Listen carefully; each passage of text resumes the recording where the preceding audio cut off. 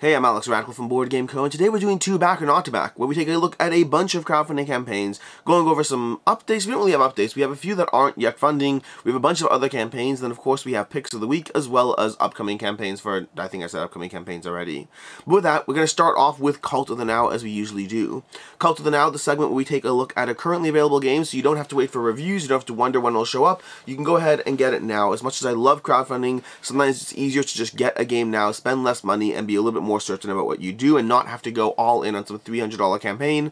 And today we're talking about Village Big Box. This is over on Miniature Market, $72 for this game, although just make sure before you get it that you are okay with the new art style. It's a very different art style than the original. You can see some over here, you can see some on BGG. Just make sure that it is or isn't for you before you go ahead and purchase. But that is Village Big Box over on Miniature Market, $72. And with that, let's go ahead and start off with the campaign, starting with the not yet funding category. These are the two, I think only two games so far that are not yet funding as of right now. We have Papillon Gardens, a stamp and write game, which I appreciate, by the way, because Stamp and Write is a new iteration of the verb and verb genre that I can see. We're going to be using stamps in the game about creating your own butterfly garden. This is not an expansion to Papillon. This is rather a, new version within the same universe. But this is a Stamp and Write game, which you're going to have stamps, and you're going to be going ahead and trying to, maximize your score by placing stamps in various areas, by getting these cards that will score you for different things. And you're going to have a bunch of different stamps that you're going to be using on this garden over here.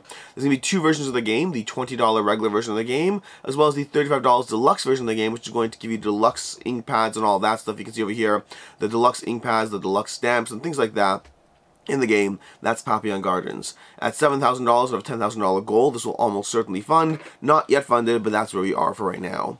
Then moving on, we have Cysmic. This one is another one that will certainly fund with 24 days left to go. $68,000 out of a $74,000 goal. 394 backers. Cysmic is an incredibly ambitious project with an incredibly ambitious price tag to match. This game is a very cool game. I have review coverage of it. You can check it out. But basically, you're going to be trying to launch these giant ships off the planet by building the various modules one at a time. By the way, I highly recommend watching the video. It's an excellent video that will really capture your attention. There's actually, I think, a few videos today that are really solid.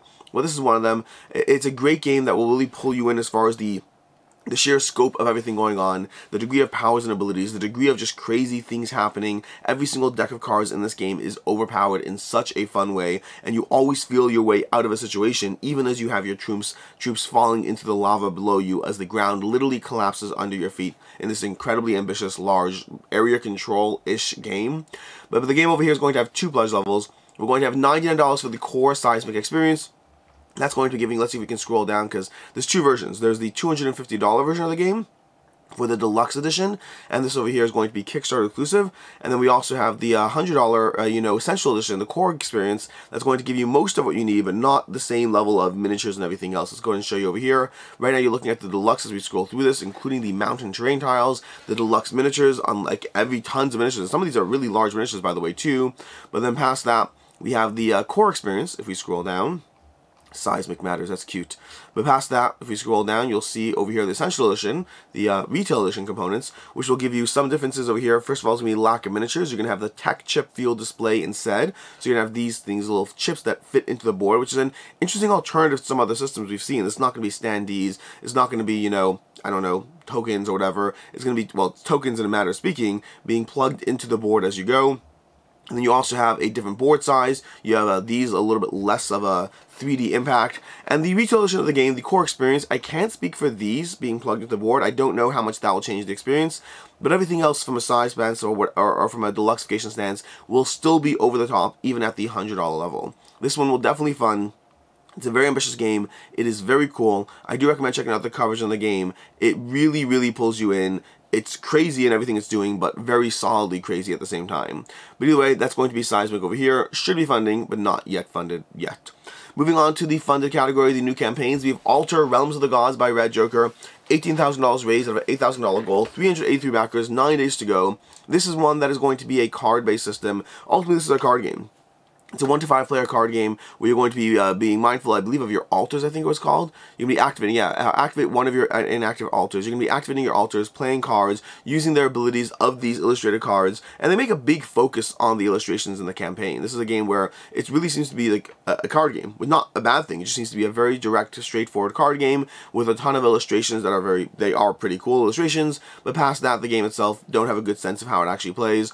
But it's going to be a card-based system, back and forth. There's, with some coverage of how to play over here from Board Game Stories. I believe they also did the video as well, which was pretty solid. I was getting strong Tim Chun vibes, and I checked up who did it because I wanted to see if it was them. But it's Board Game Stories, 383 backers, 9 days to go, and you have a few pledge levels over here. Give me 1 second. Yes, my voice does sound a bit off. I am hopefully fine. We'll find out in the next few days if this gets worse or better. Also, inevitably, as you watch videos from me across the next few days, you'll see a mix of older and newer videos, and my voice will tell you what time period those are from. Anyways, $28 for the basic pledge over here.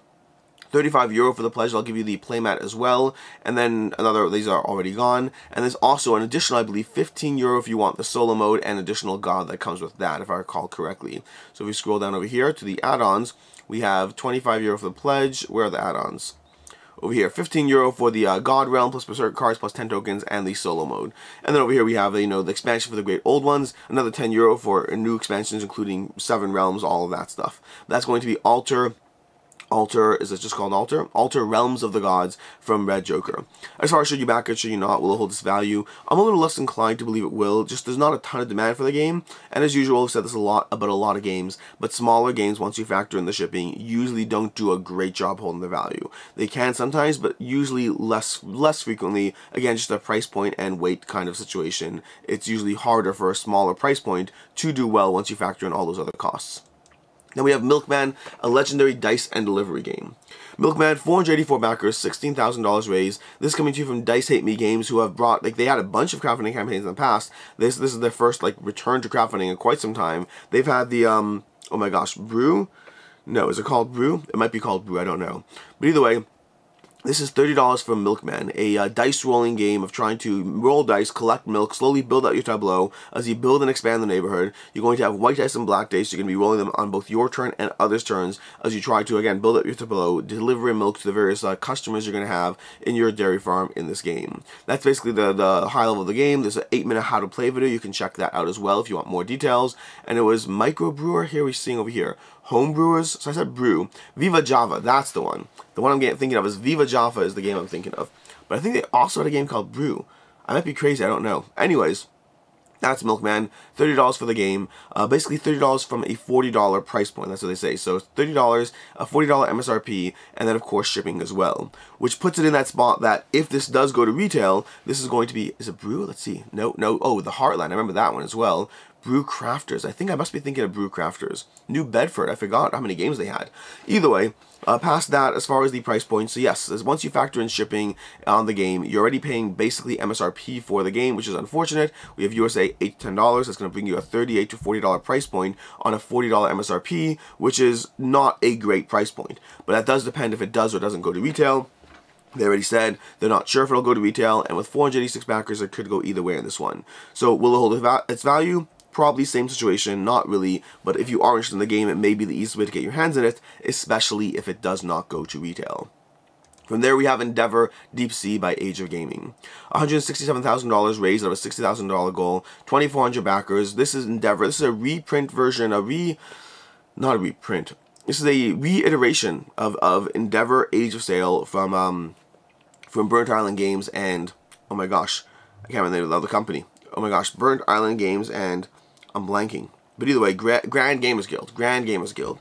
But Endeavor Deep Sea takes the core puzzle of Endeavor Age of Sail, and it brings it to you maintaining most of the things you're used to in the game. They actually have a great section of what's the same, what's different. If you scroll down over here, I thought this was a great idea that kind of shows you what's the same, the flow of play, the same action system, similar attribute tracks, the pace, all of that. And then what's different, it's a brand new game using the system, scenario-driven, promotable specialists, competitive and cooperative solo. And I forgot about that. I guess the original game, the buildings couldn't be upgraded. And in this game, the specialists could be upgraded. So you have specialists instead of buildings in the game, and they can be upgraded.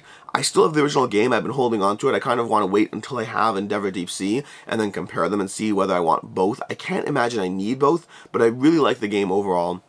And this is just a new version with an immersion board over here. Take everything good about Endeavor and makes it better. It really feels like it does. I want to dive into the original one again to see how it holds up. But for me, Endeavor Deep Sea felt like a better version of Endeavor Age of Sail with more interesting decisions as you explore and build out the map.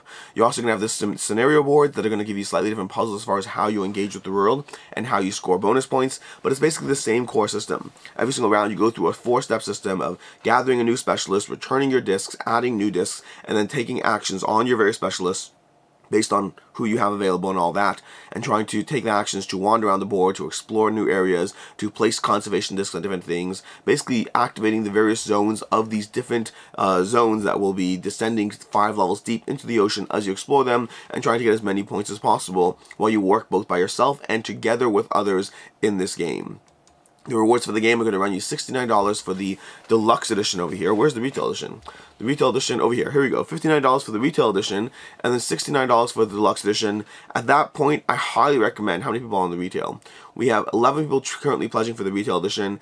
In general, I recommend getting the deluxe edition if you're looking at a $10 gap. And then over here, for those paying attention, the Endeavor Deep Sea Deluxe Upgrade Pack, that is not something you want if you're getting the deluxe edition. That is already included in the deluxe edition.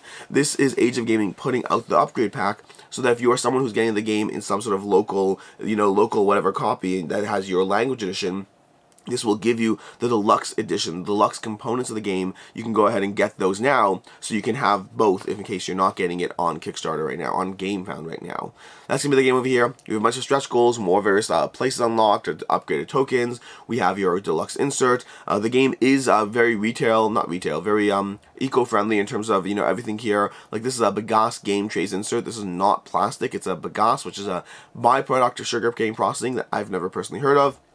But they're trying to make the game very eco-friendly, no plastic in the box, FSC certification, all of that. That's going to be Endeavor Deep Sea. I keep saying, because Endeavor Age of Sail was already sea-themed, I keep saying Endeavor Deep Sea, Endeavor Age of Sail, when I really mean Endeavor Deep Sea. Not in this video. I've been pretty good this video, but in general. Anyways, that's Endeavor Deep Sea. And with that, let's go ahead and move on to the next one, which is Herdvana. Herdvana with 309 backers. $22,000 raised, 16 days to go. This is basically cover your assets with different art and some changes to the gameplay.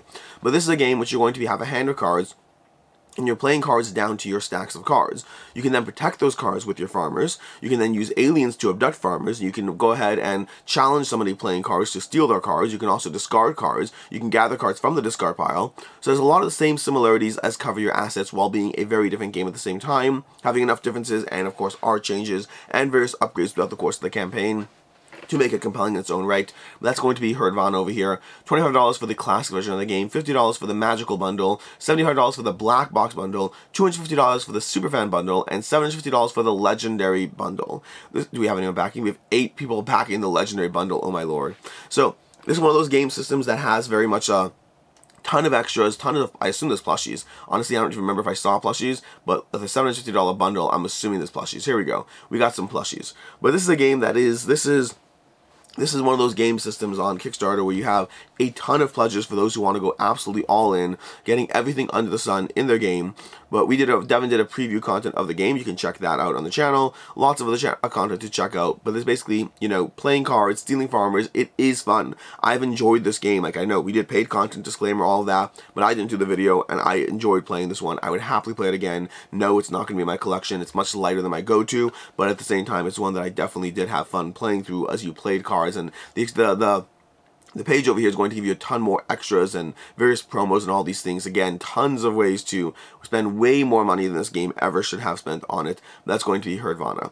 Will it hold its value? Likely not. These game systems, unless they take off big, unless they have some sort of IP behind them, they usually don't hold their value, even like the deluxe all-ins and all that. It's a good way to spend a lot of money on a system that you probably don't need to spend that much money on, but if you're going to get the game, get it at the $25 level, or wait for retail, although with 309 backers, it's not clear if there will be a retail edition of the game down the road. Moving on to They Live the card game, Save the City, Enslave the City. A 3 to 6 player game based on the John Carpenter movie. This is basically a hidden role game. You're going to have players who are, well, I don't remember what they're called. They sound like, they look like us, they sound like us, but they're not human. But I don't actually know what they're called. The non-humans, the invaders. You're going to have invaders and humans in the game, and you're going to be able to use your glasses. Yes, you have the iconic glasses from the movie to be able to go ahead and look at players' roll cards in the game. That depends if you get the deluxe edition of the game. If you have the I've Got the One That Can See expansion with the upgrade pack, that's going to give you the glasses that can look at other players' cards and tell you if their goal is to enslave humanity or save humanity. So you can go ahead, there's a little GIF over here, you can kind of scroll through it. It shows you different cards, save and enslave, as you look over those cards.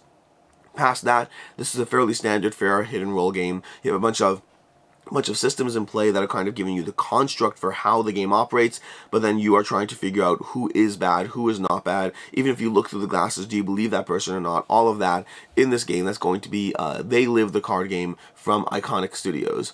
The £25 pounds for the basic version of the game, £35 for the I've Got the One That Can See, and £50 if you want the full Resistance War table with the playmats. Overall, this is one that I'm skeptical will hold its value. 885 backers. At the end of the day, this is basically giving you a hidden roll game, similar to games like The Resistance, similar to games like One Night Ultimate Werewolf, but the entry price point is £25, which is much more than those game systems usually are. Which means you could go ahead and get this one, and if you get it, you're primarily getting it because of the theme. I'm sure it's a fine game. I have not played this one, so I can't comment on it past that. But this is one that, yeah, it's giving you an IP and some fun extras, but for a game system that you can get from One Night Ultimate Werewolf, The Resistance, and games like that. And with that, let's go ahead and move on to Forgotten Depths. From there we have Forgotten Depths, The Everchamber, and Other Adventures. 388 backers, $16,000 pledged. This is the expansion and reprint of Forgotten Depths, including an updated rulebook and smaller box, in case you're someone who got the original of the game and noticed those as problems. But over here we have the updated rulebooks and corrected cards, if you just want that. For $12 we have the updated rulebooks and the new smaller game box, and then over there we keep going up to the Camp Darla expansion, $15 for the Vault of Eureka expansion, the Everchamber expansion, the All expansions, the Forgotten Depths reprint, and then all expansions with updated rulebooks and cards. There's a lot of pledge levels over here. There's a lot of pledge levels going all the way to $79 with about like 10 different pledge levels along the way.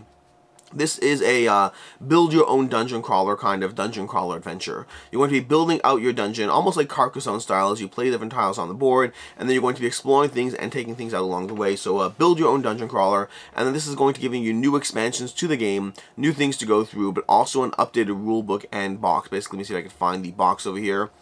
We have over here one of the expansions. We have the Vault of Eureka expansion. We have different tiles, different things. You have the Esoteric Histories expansion. There's like 4 different expansions in the game. The Camp Dialogue. So 4 different expansions being mixed into this. But then as well as that, we have a drastically reduced box size. I've seen this large box. The box is large. This one is a much smaller, much more reasonable box size for the components. And then the rulebook did get a lot of flack over on BGG as far as how easy it is to understand and whether it covers all situations. And apparently they are updating that as well, so you can get that either by its own or with everything else as you go through the game. But if you are paying attention to the reviews on BGG, which you should check out, then you'll see that this game does have rules issues. Hopefully those are being corrected. I can't say for sure. I don't know if they have the rulebook on the page, but hopefully those are being corrected, but we'll see. But that's basically Forgotten Depths. You can spend as much as $79 on the game, to get all in, everything on the game, or you can just get the new content or just the updated reprint content for this dungeon crawler, build your own dungeon crawler experience. As far as should you back, should you not, will it hold its value? The original didn't seem to so far. This is a game that has, some degree of following, but not a ton of following, and especially combined with the larger box, and even just shipping, things like that. It's one that didn't do a great job holding its value, and I expect that's likely going to be true for the expansion here as well. That is Forgotten Depths, 388 backers, $16,000 raised. Then we have 2 more over here. It's a very short week. We have Guards of Atlantis II Tabletop MOBA by Wolf Designer over on GameFound, €476,000 raised. This is basically Guards of Atlantis II Tabletop MOBAs. No, that's what it is. It's basically Guards of Atlantis II. This is a reprint as well as new content for the game for this MOBA style game with tons of heroes, tons of interactions, lots of dynamic gameplay over here. This is basically a 4 to 6 player recommended game, 7 to 10 players if you also have the hero packs. I would not recommend going above 6 players until you really know the game. Really 4 or 6, not even 4 to 6, 4 or 6 are really the recommended player modes of this game. You could do other things like that 2 to 10 over here is possible but not suggested, and going higher as well. But this is a no luck game of asymmetrical heroes as you play through a MOBA-style lane battler, pushing the lanes, taking down the minions, and causing things to shift back and forth until you eventually take down your opponents, or they run out of wave counters, or they run out of life tokens. But there's a few ways to win here, but ultimately the way to win is to, the main driving force of how you win is working well together with your teammates as you play cards in the rows, taking actions based on initiative value, using your abilities, upgrading your characters, lots of fun things going on in this game. I should have a review going up tomorrow. You can check that out. I've had the original game. The original Guards of Atlantis was in my collection for a long time. I've had Guards of Atlantis 2, and this is a delightful experience that I really recommend and enjoy. Very solid game. You can check out my review of it tomorrow and all that. I mean, I've talked about it in the past. I've talked about it years ago. One of the first videos I ever put up on the channel was a comparison of Guards of Atlantis and Rum and Bones. And while ultimately I did choose Rum and Bones, both of them are excellent systems with a ton of things to recommend them as far as the MOBA style gameplay. Also Skytier. Skytier is also good. But over here, this is going to be, you know, over here, the GameFound campaign. Why back now? This is your best chance to get a copy of the game. Everything he says here, by the way, is true. That the game is unlikely to be available in retail and is notoriously hard to find. That is true. Some rewards are offered at a reduced price. I assume that's true. I don't actually know that one. And then late pledges will be available in limited numbers and for full price. Post-campaign, we will likely only have a small number of copies left, if any. That's interesting, by the way. That's really driving home the campaign coverage over here, as opposed to late pledges. I'm not sure if I know anything about that. That implies that there's limited late pledges available. It's interesting. Why would that be? I don't know why that would be. Unless they're... In theory, the only reason to have limited late pledges would be if you are selling something that you already have printed, or if you are just artificially limiting them. I'm intrigued by that. Unless he means like post-campaign, like when everything's delivered. I don't know. Either way, past that, and then everything over here is fine. Guards of Atlantis is a proven, well-received design. This is definitely true. This game has a lot of positive praise and a lot of hours spent on it.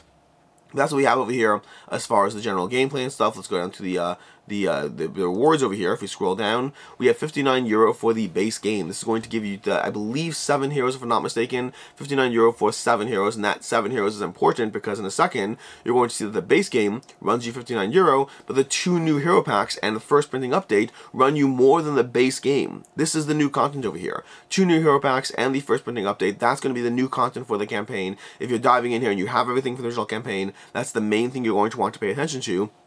And yes, it is more expensive than the base game. That's because a big part of what they charge for is the fact of how much it costs to develop all these heroes and the time spent on them.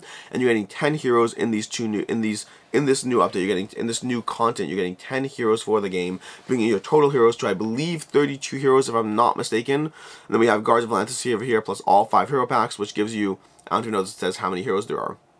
It's 32. I was right. There's 32 heroes once you have the new 10 over here. A lot of heroes with various degrees of complexity. Try to pay attention to those 1 and 2 star heroes at the beginning. Don't dive into the 3 stars until later. Even the 2 stars they'd probably recommend avoiding, but I think those are easier to dive into. But either way, that is what you have as far as Guards of Atlantis. You also have some optional buys, you have sleeves, you have various hero packs on their own, you have neoprene mats, you have the card tuck boxes, the metal tiebreaker coins, all those things, and then shipping as well. Shipping is going to run you €20 on that €80 pledge, which basically means if you are getting new content for the game, if you want those 10 new heroes, you're basically paying about €10 a pop for them. That includes the miniature, the development, the cards, all that. It is not inexpensive, especially if you already have 22 heroes. If you already have 22 heroes for the game, have you even played 3 or 22? And do you need the new content for this? That's a question you can go ahead and answer your own. I personally don't, but I'm probably still going to go ahead and get it because I do like the game quite a bit. That is going to be Guards of Atlantis 2 over on GameFound. Which brings us to our very last one, which is going to be Ninja Sloths, a card game of stealth, stealing, and slowpokes. $82,000 raised, 1,700 backers, 24 days to go. Ninja Sloths is coming to you from, what's the name of the company again? Oh my gosh, what is it? It is, I have to scroll up through this sidebar over here because how many pledges there are. This is another one that gives you a lot of ways to spend money. This is coming to you from Boss Dog Games. They've had a few campaigns, all of them done fairly well over here, but almost weirdly semi-adjacent as far as the market they're targeting. But Ninja Sloths is a game of putting together a team of Ninja Sloths so you can steal a bunch of gems past the guard dogs, or the guard dogs? I can't remember who you're stealing from. There's various guards you're stealing past as you assemble your team of Ninja Sloths, as you equip them with various weapons and add more ninjas to your team, trying to take the various gems before other players get to them all. That's basically Ninja Sloths in a nutshell. Everything else is, again, just ways to spend lots more money on this game system. There's a ton of expansions and content and upgrades and all those fun things you can go out and get. Again, plushies. This is I don't know what it is about this style of campaign when you just have...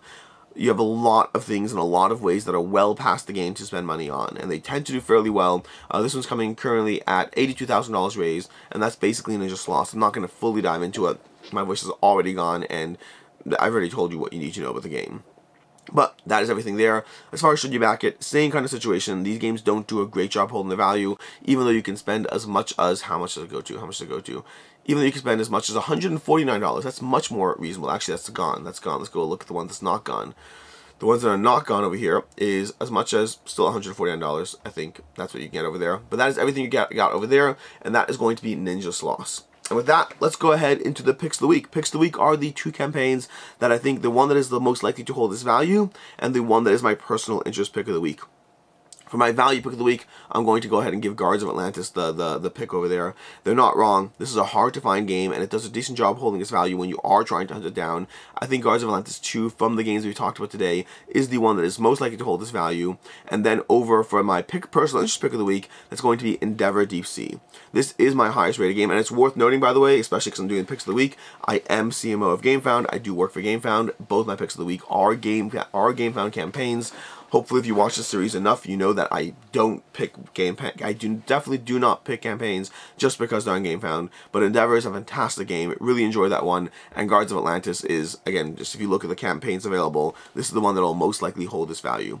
But those are the two. My personal interest pick of the week is Endeavor, a great game that I really enjoy. My value pick of the week is Guards of Atlantis. And with that, as far as coming up next week, we have two campaigns. Well, we have a lot more than two. I'm just talking about two.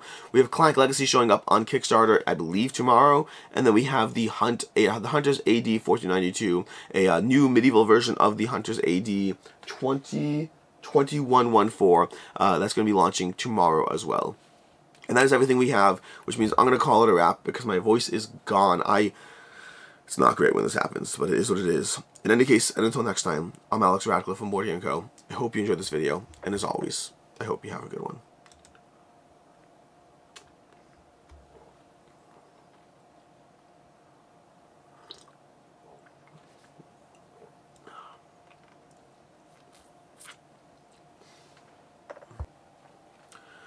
Not to brag, but I defeated our local chess champion in less than 5 moves.